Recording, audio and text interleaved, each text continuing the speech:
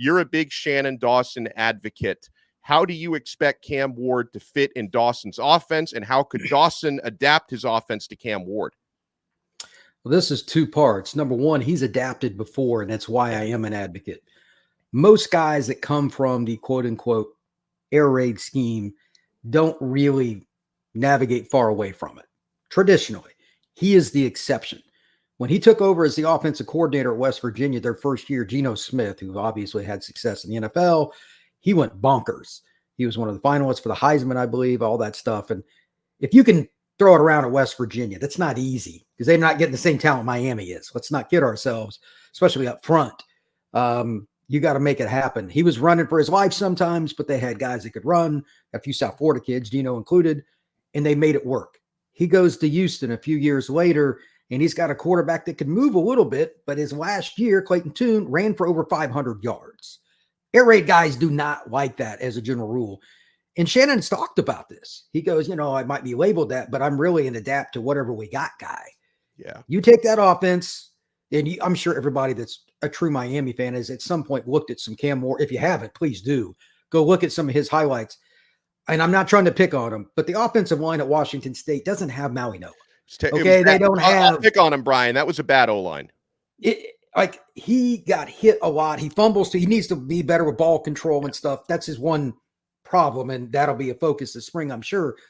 But if you just would have taken the UM offensive line and put him at Washington State, he would have been in New York for the Heisman series. So he wouldn't have won it, but he would have thrown for 500, 800 more yards.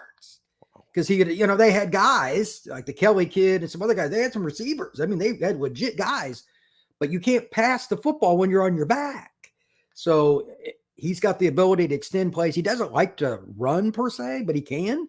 But he'll extend a play and hit a guy for 20 yards, which is the best. There's nothing worse as a defense is almost getting the guy, and then he escapes and completes a pass. Dawson's coached that player before, but not, in my opinion, with as much arm talent as Ward. And that's why if you're a Miami fan and you have not done so yet, check out the video. Every angle you can think of him throwing the football, it's basically these are the things that you shouldn't teach your kid plays because he can just do it. That's what Cam is. I don't think it's going to be that difficult for Dawson because he's going to call the same basic plays, but he can do things that other guys at UM have not been able to do yet. Right. Even if it's just 1 or 2 plays a game that you convert that third down instead of being 5 of 12 on third downs. If you're 7 of 12 in a game, extend 2 more drives, and even if it's just 2 field goals, add 6 more points to every game Miami had last year. They're going to win 2 or 3 more games. That's just the way it is. So I think they're going to do very well. And again, the offensive line is the key. Yeah. Give Chris the ball and everybody, Mirabal, all those guys, the entire staff that have helped to recruit that group. I know flat out they are extremely high on the guys coming in that are redshirt freshmen, sophomores. It's going to be a battle for playing time, and they got dudes. Yeah, for sure. Ward's going to be able to throw play action on 3rd and 2 instead of 3rd and 7. I mean, come on. This is not rocket science. They have a chance to have a tremendous passing game, and it'll be a little bit different because of Ward's athleticism.